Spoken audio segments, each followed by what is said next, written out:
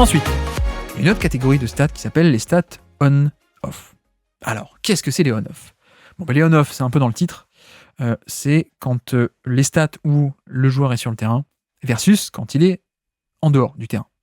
Voilà, ça, je pense que vous le saviez. On-off. Et sur les on-off défensifs, donc, notre ami Victor Wembanyama est premier de NBA. Premier de NBA. Donc, techniquement, il est à moins 8,5 points de on-off, c'est-à-dire c'est des points par 100 possessions, c'est au niveau des ratings, donc c'est toujours par 100 possessions en moyenne. Et donc il est à moins 8,5, donc quand il est sur le terrain, la défense des Spurs encaisse 8,5 points de moins que quand il est en dehors du terrain. Donc c'est vrai que là, pour le coup, techniquement, vraiment, j'insiste, techniquement, on pourrait dire que c'est le plus valuable, puisque c'est celui qui apporte le plus de valeur sur le terrain versus hors du terrain. Comme je disais tout à l'heure, c'est pas, le côté biais collectif, c'est sympathique, mais les résultats collectifs ne racontent rien de l'individu, et donc notamment, quelqu'un qui fait passer une défense de 1 sur 20 à 8 sur 20, ça fait un gros écart, et ça fait un plus gros écart que quelqu'un qui fait passer une défense de 15 sur 20 à 19 sur 20. Donc, là-dessus, un peu dans cette manière que j'ai eu de modéliser la valeur individuelle à mon sens, là-dessus, le on-off, ça pourrait coller. Et donc, Wembanyama est le premier de NBA. Donc, techniquement, est-ce que ça voudrait dire le joueur le plus impactant / valuable ? Par hasard. On pourrait dire, d'un point de vue technique ou sémantique, ce serait celui, et c'est celui qui bouge le plus le curseur du niveau de son équipe, quel que soit le contexte. Aucun joueur, de par sa présence, n'impacte plus le collectif. C'est ça que la stat, elle dit. Moins 8,5, personne ne crée un tel différentiel. Donc, peut-on dire que, par conséquent, c'est le meilleur défenseur de NBA cette saison ? Eh bien non, malheureusement, non, ce n'est pas aussi facile que ça. Ce n'est pas aussi facile que ça. Je suis désolé, je suis un amoureux de stats, mais vous allez voir que je vais continuer un peu à leur taper dessus. Mais non, ça ne dit pas ça, pas du tout. En fait, pour moi, le problème ici, et c'est pas pour moi, c'est le problème avec les on-off, c'est que c'est une stat qui est beaucoup trop dépendante du contexte, justement. Et donc, notamment liée à des facteurs qui ne sont pas des facteurs par rapport aux joueurs. Qu'est-ce que je veux dire par là ? C'est que, en vérité, chaque joueur, selon le contexte, n'a pas la même facilité à faire bouger ce curseur. Si on dit Wembanyama le meilleur on-off, ça veut dire que c'est lui qui fait le plus bouger le curseur entre avec lui et sans lui. Ok. Mais le problème, c'est que tous les joueurs n'ont pas la même facilité et les mêmes capacités à influencer la stat et à faire bouger le curseur. En fait, c'est aussi simple que ça. Parce que, en effet, le on-off dépend quand même beaucoup, et même, je trouve, beaucoup trop, du contexte autour de ce joueur, et donc d'éléments qui échappent totalement au contrôle de ce joueur. Et pour vous le reformuler, on va essayer de le modéliser plutôt comme ça. Imaginez exactement le même joueur. Vraiment, le même joueur. On le met à San Antonio, ou dans une équipe très mauvaise, ou à Détroit, ou n'importe qui. On le met dans un contexte très mauvais. Le même joueur va avoir un on-off énormissime, comparé à si ce même joueur, même qualité, même niveau de performance, même tout, voilà, le clone, que si on mettait ce clone-là dans l'équipe de Boston ou de OKC. Alors que, individuellement, c'est le même joueur, littéralement, mais dans un effectif qui est mauvais, il va avoir une facilité à faire bouger le curseur et donc, au niveau de la stat, à faire exploser la stat, alors que dans un bon contexte, non, il ne pourra pas. Il aura beaucoup plus de difficultés. Le on-off dépend littéralement, notamment, en fait, de ton backup. Notamment de ton backup. Donc, c'est là où il faut faire attention. Même si dans l'idée, ça a l'air génial, je vous le dis ici, le on-off, et notamment le on-off défensif, ce n'est pas un chiffre qui donne la valeur défensive d'un joueur. Le on-off, je répète, le on-off, ce n'est pas la valeur défensive d'un joueur. C'est un différentiel, mais un différentiel non pas relatif au niveau moyen de NBA, mais plutôt un différentiel relatif à ton backup et à ton contexte. Et pourquoi est-ce que je dis ça ? C'est que forcément, quand imaginez Wembanyama, Wembanyama, si son backup, c'est un mauvais défenseur, bah, le avec lui, sans lui, il va être énormissime, puisque forcément, si le mec qui te remplace est mauvais, bah, l'écart avec et sans toi va être énorme. Alors que, au contraire, si on prend le même joueur mais qu'on lui met un top backup, bah, le on-off il va être beaucoup plus petit. Alors que le joueur est le même. Donc, vraiment, tout dépend du backup. Et ça marche pas que en défense, hein, d'ailleurs. Si on prend un peu les exemples de... Bah pareil, hein, Nikola Jokic qui fait des scores de on-off qui sont incroyables, et beaucoup se servent de cette stat pour argumenter que bah, il est fantastique, etc. Voilà, moi je suis le premier à dire qu'il est fabuleux, mais c'est pas par les on-off que je le ferai. Mais alors, clairement pas. Déjà, je parlerai un peu de terrain, je parlerai de tactique, je parlerai de scouting, je parlerai de quelques stats, certaines stats, évidemment, hein, l'efficacité, plein de trucs, mais pas le on-off brut. Parce que le problème de Jokic, c'est que bah, qui est son backup? Est-ce qu'en un sens, les on-off fabuleux de Jokic n'en racontent pas plus, en tout cas pas en grande partie, sur le niveau de DeAndre Jordan et Zekenaji, plutôt que sur son niveau réel? Est-ce que le fait qu'il ait des on-off spectaculaires, c'est pas un peu plus, en tout cas un peu en partie, et grandement en partie, et beaucoup trop en partie, le reflet aussi de bah, il a des backups qui sont pas bons? Et puis pareil avec Embiid, avec même cette astuce que Daryl Morey il allait chercher toujours, il va encore toujours chercher des mauvais backups qui faisaient un peu améliorer le on-off de Embiid, un peu comme ça. Et ensuite il a envoyé les on-off aux différents journalistes à l'époque où il recrute André Drummond et des mecs comme ça. Mais non, c'est pas... Pour moi, c'est pas du tout pertinent parce que le on-off, bah, c'est littéralement un différentiel non pas relatif au niveau moyen de NBA ou relatif à la NBA, c'est relatif à qui est ton remplaçant. Et donc, exemple très simple, Jarrett Allen et Evan Mobley. Voilà, Jarrett Allen et Evan Mobley, si on regarde leur on-off défensif, bah, les deux sont à 0. Ils sont à 0 de net rating, le différentiel défensif est de plus 0 ou plus 0,2 ou je sais pas combien. Donc une valeur nulle, hein, pas négative mais pas positive, par 100 possessions. Voilà, ça c'est ce que dit la stat. Mais en fait, pourquoi? Bah, parce que quand Jarrett Allen sort, qui est-ce qui rentre? Bah, c'est Evan Mobley. Donc c'est un autre défenseur d'extrêmement grand calibre. Et, et quand Evan Mobley sort, bah, qui est-ce qui rentre? Bah, c'est Jarrett Allen. Donc c'est pour ça que les scores sont aussi mauvais. Et littéralement, les scores sont nuls. Parce qu'en fait, il n'y a pas de changement. Les deux sont excellentissimes. Et donc si on se fie au on-off pour mesurer la valeur, bah ça marche pas. Ça marche pas parce que bah, les deux ont un top backup. Donc chacun a et le backup de très grande qualité de l'autre. Donc le on-off, il dit, bah non, bah, en fait, rien ne change. Que Jarrett Allen soit sur le terrain ou pas, finalement, la défense, elle est pareille. Et donc là, quelle est l'interprétation à ne pas faire? C'est de dire, bon, bah finalement, Jarrett Allen, il est pas si bon en défense, premièrement. Quelle est l'interprétation plutôt à faire? C'est de dire, attendez, on va regarder qui est son backup, et ah, d'accord, en fait, c'est plutôt le fait qu'il ait un top backup. Et c'est pas vraiment backup, hein, vous avez compris, ils commencent les deux le match et ils le terminent les deux ensemble, mais tout le long du match, ils s'alternent les minutes, évidemment. Donc voilà. Donc ça, c'est l'exemple avec deux joueurs qui s'alternent les minutes et donc leur on-off est nul, en fait. Après, il y a aussi d'autres exemples. Il y a le fait que notre ami, par exemple, Nurkic, à l'époque, j'avais commencé à faire un podcast sur Nurkic, je l'ai jamais publié, mais Nurkic, si on regarde les stats de on-off, non pas défensif, mais au général, donc le on-off attaque plus défense, il aurait dû être 3e du MVP en 2022. Voilà, je vous le donne. J'ai jamais pu le publier, mais je vous le donne en avant-première. le titre, ça aurait été ça.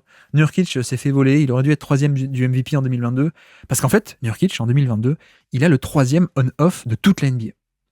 3e. Donc, techniquement, c'est le joueur qui apporte le plus de valeur à son équipe. Mais en fait, non. Non, parce que Nurkic, en 2022, qu'est-ce que c'était? C'était un joueur compétent dans une équipe de Portland qui était calamiteuse. C'était l'année où Lillard est blessé, si vous vous souvenez bien. Et donc voilà, quand on mettait Nurkic qui était relativement compétent en défense, qui était plutôt pas mal aussi en attaque, dans une équipe qui était vraiment une équipe de tanking, hein, où Lillard a joué une vingtaine de matchs et pas plus, bon, bah forcément, ça crée un différentiel, mais c'est pas parce qu'il avait le 3e différentiel relatif à son équipe que Nurkic était le 3e meilleur joueur de NBA. Vous voyez un peu la nuance, et c'est une nuance importante de finalement, voilà, cette stat qui a un peu la prétention, ou qui a la forme, c'est ça qui est trompeur, c'est que ça a la forme d'un impact. Ça a la forme on individualise l'impact et la valeur, et on voit que avec lui et sans lui, ah ouais, c'est d'accord, donc c'est lui qui fait la différence. Mais en fait, non. Le problème, c'est que ça en dit surtout beaucoup, beaucoup trop sur qui est ton backup et qui est ton contexte autour. Donc voilà, il y a la question du backup qui est centrale. Je vous ai parlé donc Jarrett Allen et Mobley qui s'annulent chacun leur score, donc ça sert à rien de regarder ce score-là au final. Nurkic qui aurait dû être troisième du MVP. Les scores de Embiid et Jokic parfois certaines années où ils ont des mauvais backups. Et puis je vais même vous en rajouter un autre. Voilà, je vous fais mon podcast d'il y a 2 ans. Pardon. Mais non, un cas qui était fascinant aussi, et on en avait parlé dans la centaine, notre top 100 de la décennie des années 2010, qu'on avait fait l'été 2022. Regardez les on-off de Joakim Noah. Joakim Noah, qui était un des meilleurs défenseurs de NBA, première moitié des années 2010, avant ses blessures, etc. Voilà, il n'y a pas de discussion possible. Ok, on est d'accord. Mais regardez ses backups, notamment en 2011 et 2012, où il n'est pas encore à son pic niveau 13-14, notamment 14, vous savez, c'est l'année où défenseur de l'année, All-NBA First Team, etc. Donc il n'est pas encore à ce niveau-là, mais 2011-2012, c'est déjà très très solide défensivement. Et pourtant, vous allez voir les on-off défensifs, et en fait, Joakim Noah a des on-off négatifs. Enfin, il a des mauvais et les plus mauvais on-off de la NBA quasiment. Et en fait, pourquoi ? Parce que son backup, qui était-ce ? Qui était le backup de Wembanyama ? je confonds les Français. Qui était le backup de Noah ? C'était un certain Omer Asik. Et Omer Asik, il est peut-être passé sous les radars pour vous, mais Omer Asik, c'était un des tout meilleurs défenseurs de NBA qui jouait 20 minutes par match. Il jouait que 20 minutes par match parce que derrière Joakim Noah, mais c'était un protecteur de panier d'élite. Et c'est pas pour rien que Daryl Morey, il a vu les chiffres, il a vu tout ça, il est allé le chercher. Malheureusement, il a eu des blessures ensuite, blessures et surtout maladie de Crohn pour Omer Asik, mais qui était début 2010 un jeune joueur qui était parmi les meilleurs protecteurs de panier de NBA. Bref, on refait pas toute l'histoire, mais en gros, si on regarde juste les on-off de Joakim Noah, on pouvait se dire ah mais non, mais c'est pas possible, la défense est meilleure quand il est pas sur le terrain. C'est bizarre, alors que lui est quand même un des meilleurs défenseurs de NBA. Et en fait non, c'était juste que il avait un top pivot, un pivot d'une qualité assez incroyable. Et je vais vous dire ces chiffres. Donc on-off défensif de Noah 2011, plus 6,8. Donc la défense était moins bonne à la hauteur de 6,8 points quand il était sur le terrain. En défense, plus, c'est pas bien, parce que ça veut dire qu'on prend plus de points, je précise. Donc 2011, plus 6,8. 2012, plus 5,6. 2013, moins 5,7. Donc là, on passe de quelqu'un qui avait des scores dans le 10e centile, à peine mieux que 10% de tous les joueurs à son poste, à quelqu'un qui a un score dans le 92e centile. Mieux que 92% des joueurs NBA à son poste. Entre 2012 et 2013. Et pourtant, c'est le même joueur, qui devient un peu meilleur chaque année, mais c'est le même joueur. Mais qu'est-ce qui s'est passé entre 2012 et 2013 ? Eh ben justement, je vous l'ai dit, Omer Asik a signé à Houston. Et donc, plus de bons backups et un on-off qui explose. Donc voilà, là-dessus j'insiste, et c'est pour ça que je raconte un peu des anecdotes un peu fun. Jarrett Allen et Evan Mobley qui s'annulent un peu les deux entre eux, malheureusement pour eux sur cette stat. Joakim Noah qui a eu la malchance d'avoir un top backup et du coup on voyait pas trop son impact si on regardait que ça. Bref, des petites anecdotes un peu sympas, mais pour vous dire, le on-off, attention, ne prenez pas ça trop littéralement non plus. Le on-off en dit aussi beaucoup. En fait, le on-off, c'est un différentiel du joueur par rapport à son équipe. Voilà. Si on doit le formuler en français, c'est ça. C'est le différentiel et l'impact par rapport à son équipe. Mais donc, ça en dit aussi beaucoup et même beaucoup trop sur son équipe et pas que sur le différentiel du joueur. Donc, notamment, le backup, ça joue beaucoup, parce que littéralement, qui te remplace, ça joue sur est-ce que tu vas avoir une bonne stat ou une mauvaise stat. CF Joakim Noah qui passe de catastrophique à élite, alors que c'est le même joueur, c'est juste que son backup a signé à Houston. Et puis, au-delà du backup, il y a aussi une influence pour moi du collectif qui est assez énorme en fait. C'est pas que le fait d'avoir un backup qui est bon ou qui est pas bon, il y a aussi l'influence de qui est autour de toi. Parce que tu ne peux pas tout influencer. Et donc, autre corollaire dans cette démonstration, je peux vous dire les aspects du jeu sur lesquels moi je suis un peu à l'aise pour utiliser des on-off. Et en tout cas avec parcimonie. Pour moi, les on-off, on peut l'utiliser le on-off offensif pour des stars offensives, le on-off défensif pour des pivots, et le on-off en général plutôt pour des stars aussi. Voilà. Pourquoi est-ce que je dis ça ? C'est parce que le on-off, c'est une stat de qu'est-ce qui se passe, quel est le score de l'équipe avec et sans toi, d'accord ? Mais, en fait, la stat n'est pertinente qu'avec certains cas. Et notamment, quand est-ce que la stat est pertinente, c'est quand on retrouve, en tout cas quand il y a suffisamment l'influence de l'individu sur son score individuel. Vous voyez ce que je veux dire ou pas? La stat est intéressante quand on est dans un rôle suffisamment grand pour qu'il y ait assez de liens et que le rôle soit tellement grand qu'en effet, on peut se dire, ok, le rôle fait que ça affecte le chiffre. Mais à l'inverse, si je vous prends l'inverse, c'est que en défense, par exemple, je dis en défense, c'est principalement un pivot. Pourquoi? Parce que c'est le pivot qui peut influencer le plus d'actions, donc c'est les seuls pour qui, en termes de individualisation du on-off, c'est les seuls pour moi pour qui la stat est viable. Mais si vous prenez les on-off de deux joueurs qui sont des défenseurs extérieurs, des meneurs défenseurs par exemple, non. Le meneur défenseur, il n'a pas tant d'impact que ça sur la défense. Donc, il y en a certains qui vont être des bons défenseurs mais avec des on-off nuls, et d'autres qui vont être des mauvais défenseurs avec des très bons on-off parce qu'ils sont en même temps sur le terrain qu'un très bon pivot défensif, etc., etc. Donc, pour moi, les on-off défensifs, les seuls cas où c'est intéressant et les seuls cas où il y a suffisamment d'influence du joueur sur son chiffre de stats, c'est les pivots. En attaque, ce sont les stars, parce que oui, c'est les stars par qui les ballons passent, donc on a suffisamment d'influence du joueur pour dire, ok, la stat est pertinente, mais c'est pareil. Regarder les on-off d'un 3&D, ou même d'un joueur un peu secondaire, pour moi, c'est un non-sens. Pour moi, c'est vraiment un non-sens. Je ne le fais jamais, vous m'entendez jamais le faire sur le Basket Lab, parce que ça n'a pas de sens, en fait. La stat de on-off, elle existe, elle est là, mais en fait, elle n'est pas pertinente pour des joueurs qui n'ont pas un rôle majeur, ni en attaque, ni en défense. Les seuls endroits où, pour moi, la stat est pertinente, c'est quand on a suffisamment de responsabilité et d'influence sur l'attaque ou sur la défense. Donc, voilà. Et d'ailleurs, pour donner un exemple très concret, si vous voulez, prenons le score de Tre Jones, notre ami Tre Jones. Eh bien, sachez que Tre Jones a le 3e on-off défensif de toute la NBA en 2024. Voilà. Voilà, Tre Jones. Tre Jones qui est plutôt un bon défenseur, je pense, pour les standards des Spurs. Même au niveau de la NBA, pour moi, je trouve ça assez solide, même si c'est à des limitations. Bon, c'est impliqué, ça coulisse pas mal, mais ça a des limitations de taille, d'explosivité, de longueur de bras, ça peut se faire cibler, etc., etc. Le volume off-ball, il est quand même très, très, très mauvais, comme beaucoup de joueurs assez petits, ils peuvent pas affecter les rotations, le rebond, la protection du panier, les lignes de passe, c'est pas non plus un gros playmaker. Et pourtant, Tre Jones a le 3e meilleur score de on-off défensif de toute la NBA. Et pourquoi? Parce qu'en fait, son score de on-off, ça ne reflète pas sa valeur. Ça reflète plutôt le fait qu'il partage ses minutes avec Wembanyama. Et donc, forcément, en fait, c'est l'influence de Wembanyama qui se répercute sur le chiffre de Tre Jones. Mais le on-off de Tre Jones ne reflète pas la valeur de Tre Jones.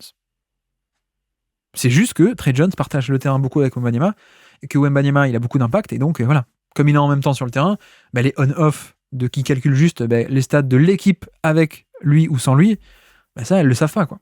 Donc, voilà, vraiment, faites attention avec les on-off. Ne prenez les on-off défensifs que pour les pivots, ne prenez les on-off offensifs que pour les stars, et les on-off général pour les stars, mais vous allez voir que c'est même pas encore parfait. Mais voilà, des exemples comme ça, on en a plein. C'est-à-dire que là, j'ai dit Tre Jones pour le on-off défensif. Qui a le meilleur on-off au général de NBA? Eh bien, c'est KCP. Enfin, pas premier, pardon, mais il est 2e. Bon, est-ce que KCP, vraiment, est le 2e joueur de NBA? Non. La stat ne reflète pas sa valeur. La stat, elle existe, elle donne une donnée, mais la donnée n'est pas pertinente. La donnée et la mesure, elle est vraie. Oui, l'équipe, avec lui et sans lui, l'équipe est meilleure en termes de attaque et défense. Ok, factuellement, c'est vrai. Mais c'est non pertinent. C'est vrai, mais non pertinent. Et pareil, KCP, pourquoi est-ce qu'il a un tel score de net rating et de on-off général? Parce qu'en fait, il partage les minutes avec Jokic. Voilà, très simplement. Qui est le meilleur de NBA, évidemment, sur le on-off général. Donc voilà. Autre exemple aussi, au niveau des on-off, si vous voulez. Lillard a le 8e on-off défensif de NBA. Voilà, pareil. Lillard, c'est comme Tre Jones. C'est pas qu'il est bon, lui.